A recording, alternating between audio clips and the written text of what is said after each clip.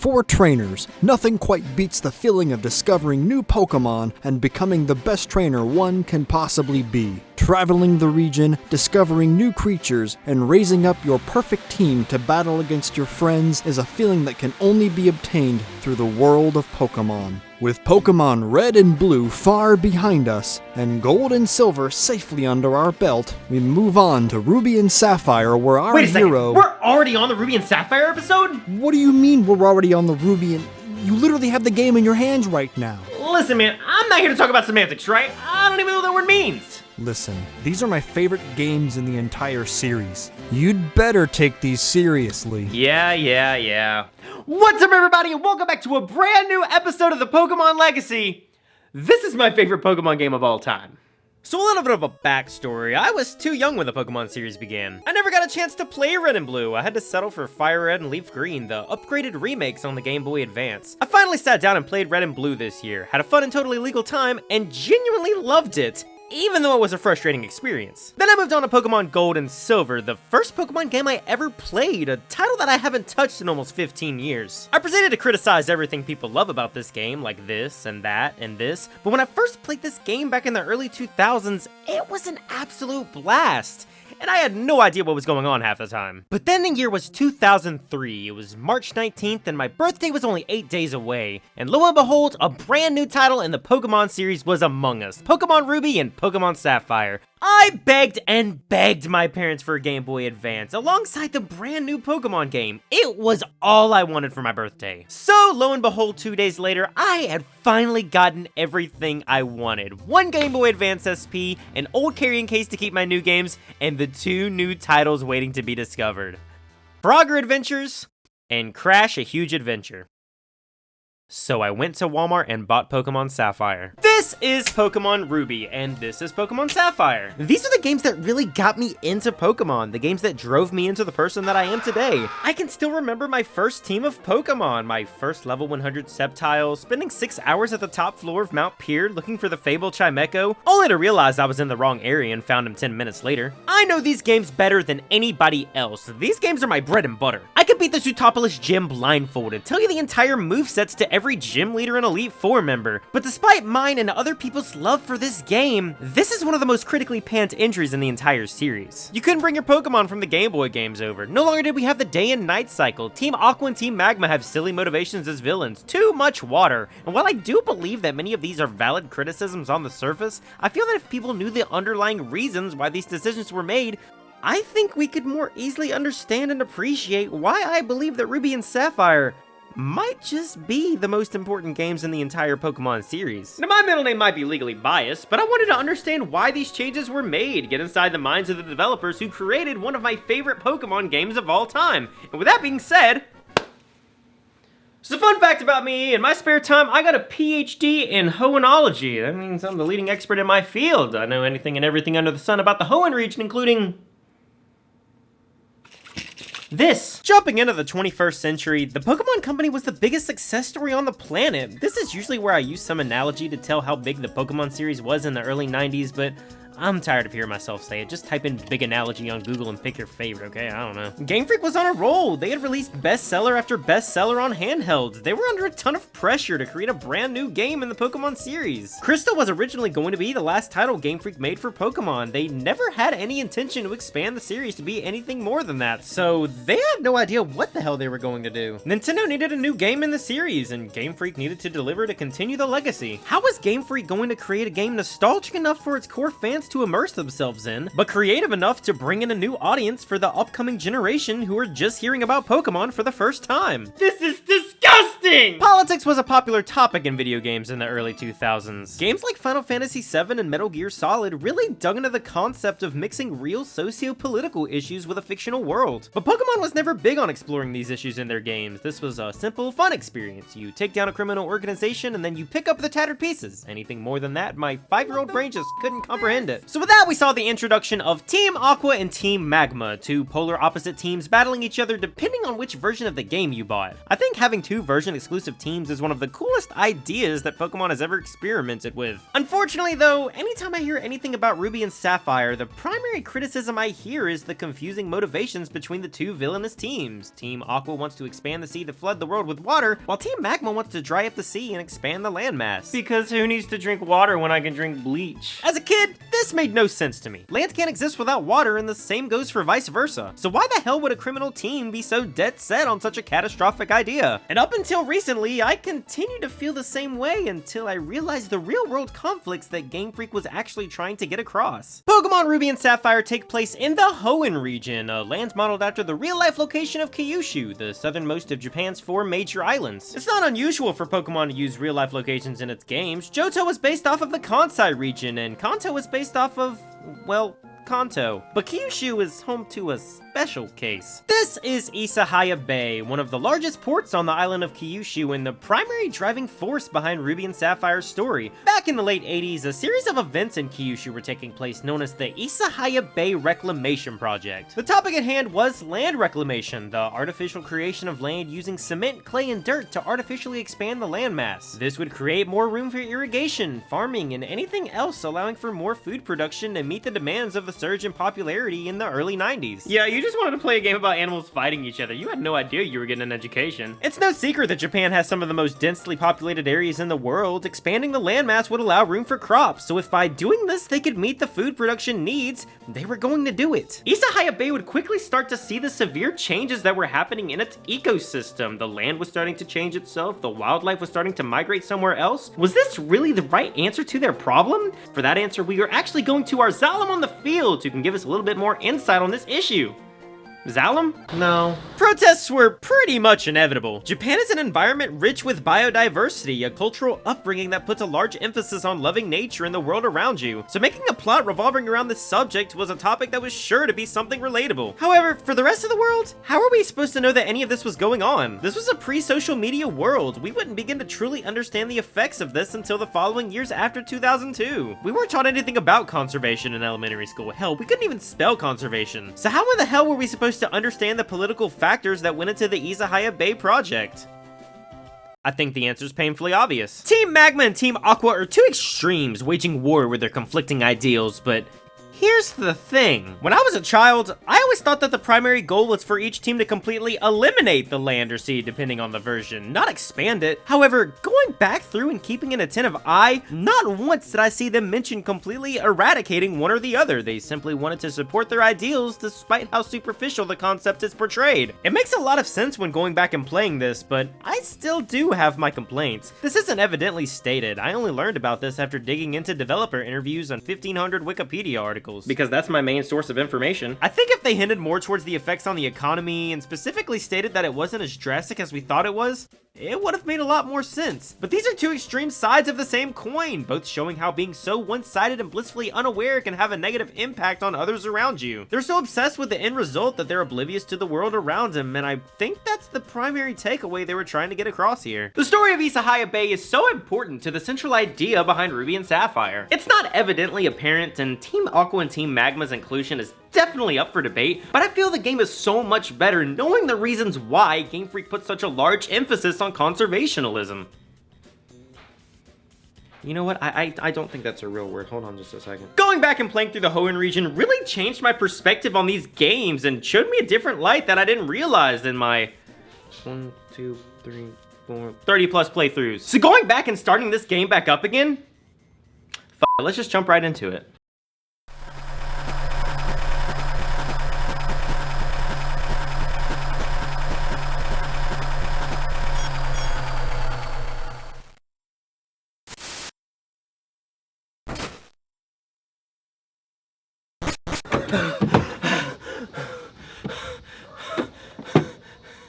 Whose idea was this? This is the Hoenn region, an island that lies to the southwest of the Kanto and Johto regions, making it the first island region to exist in the mainline series. There's a couple major differences with Hoenn compared to other regions, the first being that nighttime doesn't exist. The games are far more graphically intensive than the titles before it, and the game looks like it should run nighttime fine. But turn over to the original Game Boy Advance, it's clear to see why the day and nighttime cycle was scrapped. Game Freak experimented with a night cycle, but due to the GBA's lack of a backlight, they ultimately made the decision not to bring back the day and night system. The concept of day and night is still there, with locations such as Shoal Cave and evolutions like Umbreon and Espeon, but time-based Pokemon that only show up at night were scrapped, alongside no cosmetic difference between night and day. But what it lacks in night and day, it clearly makes up with its attention to detail. Like I said, nature is the primary theme here. The entire Hoenn region revolves around taking care of the environment. Every new area goes out of its way to introduce a brand new mechanic or some new form of scenery to play into and further emphasize the idea of preservation. Like Cycling Road is inaccessible your first time around, but later on you realize that Cycling Road was built so as not to disturb the wildlife underneath. Fortree is a city built in the trees that lives off its surrounding wildlife so that it doesn't intrude on that around it. Verdanturf has cleaner air. Pacific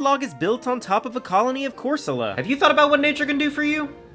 Get used to me saying that. I'm probably gonna say it about 500 more times. It's no exaggeration to say that nearly every decision in Ruby and Sapphire is built around the concept of preservation. Berries are introduced in this generation, leaving the player with a decision to use both and they'll be gone forever, or take a berry and plant a berry to grow back more for future use. Abilities such as Pickup, where wild Pokemon clean up litter in the form of items that can be used on your Pokemon's journey. I even noticed that in every area, there's at least one NPC somewhere that doesn't even comment on Pokemon. They usually just say something about the beauty of the world and that nature's a thing that needs to be treasured and not taken for granted. Yeah, that's f***ing corny, isn't it? I could truly go on for hours analyzing every single detail in Ruby and Sapphire and how is the key phrase behind it all. But it's still a game, which means gameplay is obviously the most important aspect of it. And let me tell you, this is a much needed upgrade over its predecessors. Now I decided to do a Nuzlocke for this playthrough. For those who are unaware, a Nuzlocke challenge is a self-implied set of rules where if any of my Pokemon faints, they're dead. I can no longer use them. I have to put them away in the box and never touch them again. I also have to catch and nickname the first Pokemon that I find on each route, no exceptions. I've never done one, so I thought it would be a whole lot of fun. It also led to a whole lot of, hey, I'm doing a Nuzlocke, what should I name my Trico? Can you name it T-Pose? Really? Fine, whatever, we'll go with that. I started off with Trico. This is the Pokemon I used back when I played it for the first time. Nowadays, I am more partial to Torchic and God's Greatest Gift to Man, but I've got a soft spot for Trico. You always love your firstborn. But their evolutions, by God, these are some of the coolest starter designs in the series. Blaziken is a fire fighting type, one of the coolest dual types to become a future Sin. His design just oozes coolness. I like how he has a tuft of hair conveniently placed on his, but Swampert on the other hand has so many resistances and has a wide variety of moves at his disposal. Either one of these Pokemon are an absolute powerhouse to run through the game with, which is why I chose Trico. The game starts off fairly the same that we've seen before. Start off in a town, meet your rival. But I love how they made the first interaction rescuing Professor Birch from a wild Poochyena. It's a nice change of pace, a good way to shake up the opening segments of the game. You can even play as a female in Ruby and Sapphire. This was introduced in Pokemon Crystal, so it's nice to know that women still exist. On top of that, dads exist. Your father is the leader of the Petalburg Gym, which happens to be 2 towns over from where you start. You'd think your father would want to help you move into your new home, but come on, your father spends all his time in another town, never comes home. Did you know if you deposit a Slakoth into the PC in your home, you get a special key item? Now the story is the same as it's always been. Go through the game, collect all the gym badges, try to catch them all. Hey, name my Wurmple. Perfection. No. Nothing else has really changed in the core gameplay, but Ruby and Sapphire feel like the first games in the series that could truly capture the aesthetic of capturing and battling creatures in a fictional world. Just look at the cities. Rustboro has the streets paved with cobblestone. Lava Ridge Town has a hot spring that lies at the foot of Mount Chimney. Slateport is a fishing town with a street market and an active beach. It's not that the other games didn't do this well. It's just that Ruby and Sapphire was the first game where the graphical capabilities of the hardware that was running it was actually able to keep up with the creative ideas that Game Freak had. Now that's not to say that Game Freak didn't toy around and try to change up the core gameplay. They tried adding more than 6 Pokemon to a team and giving each Pokemon more than 4 moves. They ended up not making any core changes at all, but they did introduce more new mechanics and enhancements than arguably any Pokemon game has to date. Berries, TMs and HMs, trainer rebattles, battle towers, secret bases, natures, double battles, abilities, braille, weather, move relearners, diving. Are you impressed yet? Please tell me you're impressed yet. Abilities in my eyes are possibly the most important addition to Ruby and Sapphire. Each new Pokemon has a special perk that comes with the burden of existing. Mightyena has Intimidate, which means it can lower the attack stat of opposing Pokemon, while Zigzagoon has the pickup ability, which allows you to find random items outside of battle. Giving a further sense of identity and purpose to each Pokemon wasn't even necessary, but just feels like a natural progression for the series. Dipping into competitive Pokemon just a tad, abilities quickly became a driving force behind team building, and for that addition alone, it just adds so much more depth to the world of Pokemon. Imagine there being no negative repercussions for hitting a Sharpedo with rough skin. Duskull levitates because, you know, why wouldn't he? He's a ghost. Ludicolo absorbs water as if he's storing the rain inside of his sombrero, and even if you don't like Ludicolo, you gotta admit, that's a pretty ingenious concept. Lotad! Wait, what? Ruby and Sapphire also introduced natures, stat-boosting personalities that could enhance and optimize your Pokemon stats. While the game doesn't explicitly talk about these in detail, this is a much better visual for how your Pokemon reacts in battle, whether it's more prone to speed or has more of a defensive advantage. Just by adding these two things, there is so much depth that's been added to the competitive nature of this game. Any diehard fan will tell you, if you really want to optimize your team, you will spend hours and hours breeding Pokemon to obtain the perfect companion to use on your team. How do you feel about the name Sobble? It's not even from this generation. But what if you don't want to battle? Well, don't you worry, because we also have Pokemon contests, competitions where you can show off just how charming your Pokemon is. I actually tend to forget about these, but coming back to them after so many years is actually a fun little change of pace. It's a bit weird to explain. These are basically mini performances where your Pokemon has to use moves in display of a visual show rather than battling other trainers.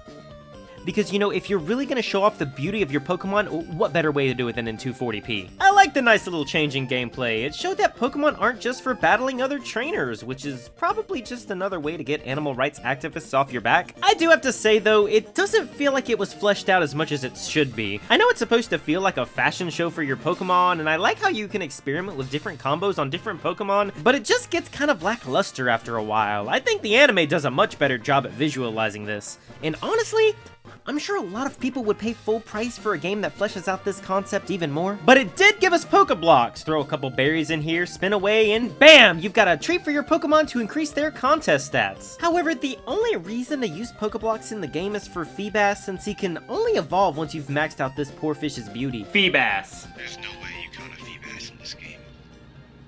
Yeah, you're right. But we can't forget about the Safari Zone, the other place where you can use Pokeblocks in the game. Yeah, this skipped Generation 2, so this is the first time we're seeing this since Kanto, and I gotta be honest, I think I actually like this more than the Kanto variant. The Kanto Safari Zone might be about 3 times as big as the Hoenn regions, but Hoenn feels far more expeditious than the first game. Plus, every Pokemon here are from the first 2 generations. This is mainly due to the fact that the Hoenn region has a far bigger ratio of newer Pokemon as compared to the previous generation, but I honestly prefer that. I've always said the best part about a new generation is exploring the brand new Pokemon. Fans were not too happy about this though. Of the 202 Pokemon available in the Hoenn Pokedex, only 67 of them are available from Kanto and Johto. It's not shocking that people didn't want to play this game. This was a game on a newer system, outfitted with far better hardware, but it had less Pokemon than the previous 2 entries. If I'm a teenager in 2003, can you blame me for not wanting to spend money on this? Yeah, honestly I can, because the first 2 games didn't have double battles. I love double battles. It's honestly my preferable mode of play, mainly due to a certain spinoff. This was such a game changer. Not only can I battle against my friends, but now I can battle alongside of my friends. Can you imagine the chaos? My go-to team was always pretty simple. I'd use a Ninjask to speed boost, switch out to Hariyama, and sweep the team. I gotta say, it was pretty great when I realized this strategy back when I was a kid, but it felt even better when I realized that Pokemon XD had the same idea. Double battles are the reason version-specific Pokemon feel so much more memorable in this game. Zangoose and Seviper, Seedot and Lotad, Lunatone and Solrock, and for every single version exclusive, there's a group of trainers in the world that has both, so the first time you see the twins on the bridge,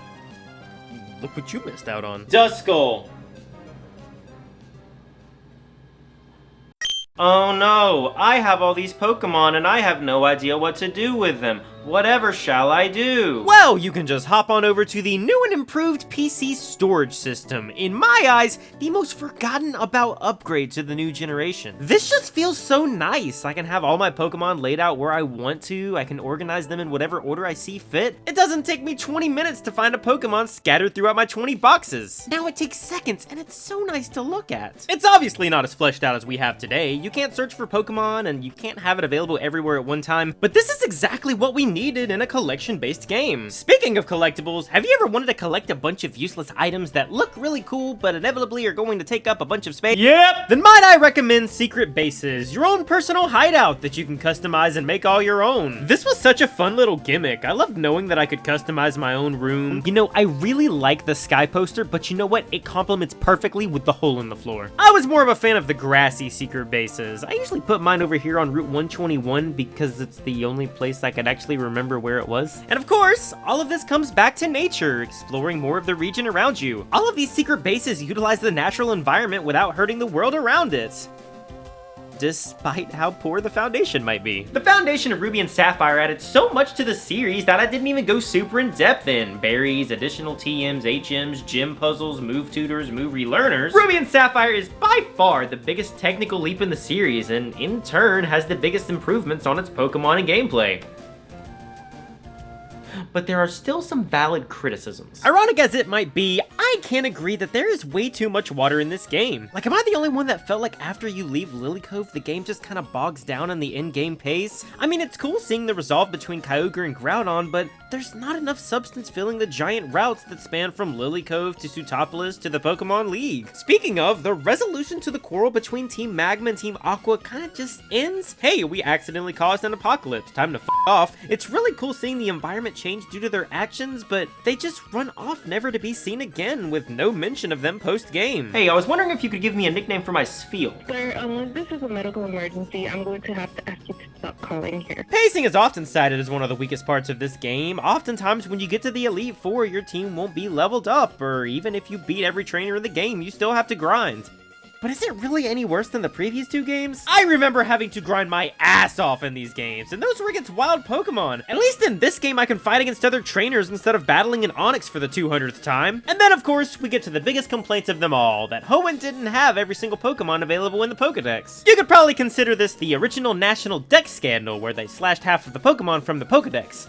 Even though they didn't actually cut any Pokemon, you just couldn't bring them over from the old game. I've never been one to complain about not being able to catch every single Pokemon in the game. Hell, every single game after this, you can't catch every single Pokemon. You have to transfer them over. It doesn't bother me. We already have a fairly sizable story, a good amount of side quests to do. If they had a location for all 386 Pokemon, which, might I add, are already programmed into the game, that would just turn into busy work for me. X and Y is the only Pokedex I've fully completed in the series, and most of that just involved trading Pokemon and bringing them from older generations, so having 202 Pokemon in total to catch doesn't seem like an unreasonable number to me. Oh, would you look at the time? It's already time to talk about the Pokemon. Just give me a second. I have a book here, and what we're gonna do is we're just gonna close our eyes and go through the book, and whatever it lands on, we're just gonna go with that one. So yeah, Love Disc. It's a heart. That's about it. Let's just start with Absol, my favorite Gen 3 Pokemon. Just look at him. He's got a cute yet intimidating design. Absol is the fabled Pokemon that tends to appear right before disaster strikes, and I never actually realized that he showed up right before the villain team took the orb from Mount Pier. Kecleon, the color change Pokemon, whose ability allows him to change type based off of the last move that hit him. Again, I love that certain Pokemon are iconic due to their natures. It really shows that the Pokemon Company is exhausting their creative spirit. Fun fact, I don't like using Kecleon, but I do like using Shedinja. His ability is Wonder Guard, which means he can't be struck by any attacks unless they're super effective against him. Just don't go into the desert with him. Cacturne is so goofy looking. I'm glad that we finally have a good number of dark types and ghost types in this generation. That was one of my main complaints about Gen 2. Since they were still introducing these types, it felt like there were little to no options to choose from when it came to new typing. Tropius!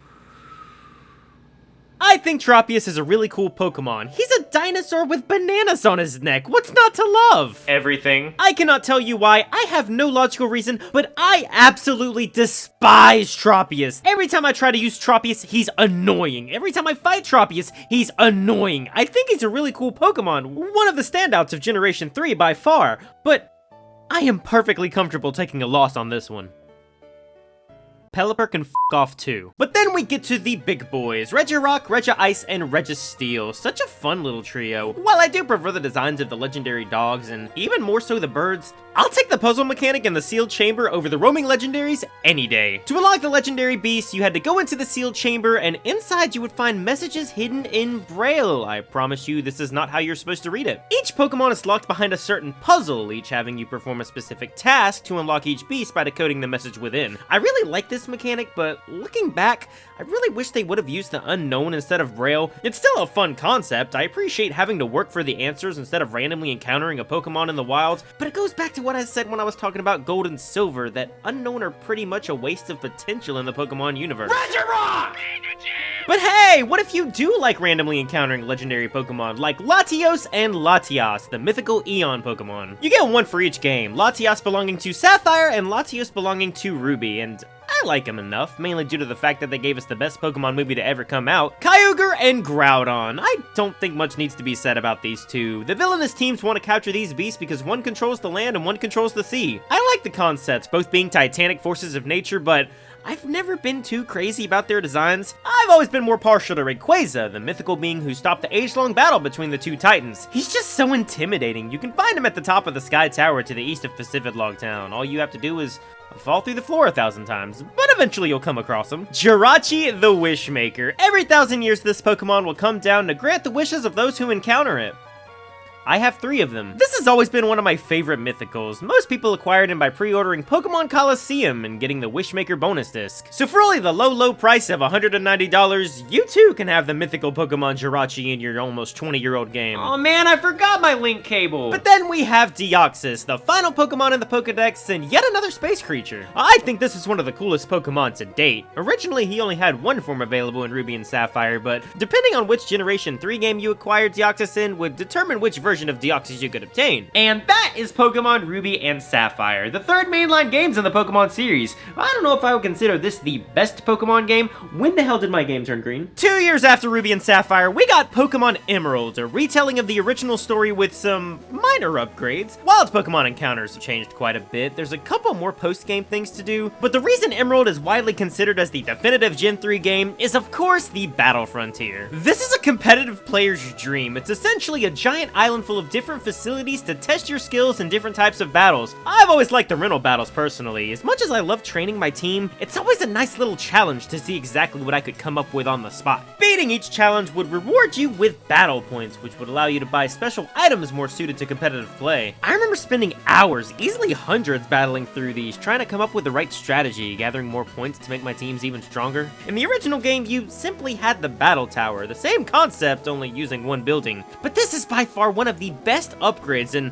definitely worth getting Emerald in my eyes. And that was Pokemon Ruby and Sapphire, the third mainline games in the Pokemon series. I don't know if I would consider them the best games in the series, but I would make an argument to say they are the most influential. While it didn't offer as many Pokemon as its predecessors and you couldn't bring your Pokemon over from Gold and Silver, the changes that were made to the series were innumerable in Ruby and Sapphire, and it's the first games in the series that feel like modern day Pokemon. These games hold up surprisingly well. The battle system feels nearly as fleshed out as we have today, and on a technical level, there's not as many bugs and fixes needed to be had here. It's just a shame that these games didn't do as well as its predecessors. 16 million copies as compared to the games before it. It's still amazingly impressive nonetheless. They're the highest selling games on the Game Boy Advance, but many were afraid that Pokemon was going to die out because of this. People didn't like how you couldn't catch every Pokemon, but Game Freak was pretty smart about this, releasing Pokemon Coliseum shortly after Ruby and Sapphire's release. Most of these Pokemon were from Gen 1 and Gen 2, Pokemon that you otherwise couldn't even get in the game. Even if you couldn't get them there, you still had Fire Red and Leaf Green, a completely from the ground up remake of the Kanto games that started it all. Plus, you could trade and battle between the two games after the post-game story. Game Freak knew how important using specific Pokemon were to its fans and made sure they could still use those despite the hardware limitations at the time. And I love that philosophy that they had. Pokemon Ruby and Sapphire are my favorite games in the entire series, and I'm sure there's somebody out here who thinks they're the worst games ever made. But what I love so much about these games to me is that even 15 years after playing these games, 1 playthrough, 2 playthroughs, 3, 60, I'm still learning way more about these games. I feel like I know these games better now that I know the backstory behind them than I ever did before. And that's what I love about the Pokemon series, the heart and passion that's put behind the development process of these early games episodes is something that I'm never not gonna find fascinating. So how was that? How was this episode of the Pokemon Legacy? You've still got 5 games left to go through before we can finish this journey. Oh, you don't have to worry about that. I could have gone on talking about these games for about 3 more hours. I mean, I didn't even mention the Trick House, one of the most famous and, well, let's be honest, one of the most forgettable parts because everybody passes by it, but once you go in, it's one of the best experiences in the whole entire Pokemon series. I also didn't even talk about the running shoes. Like, this was an upgrade that needed to happen in the series, and we just didn't get it until Ruby and Sapphire. Are you even listening to me?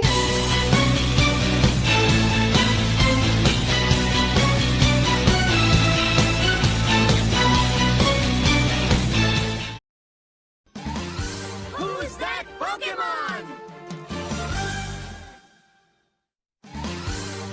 Me.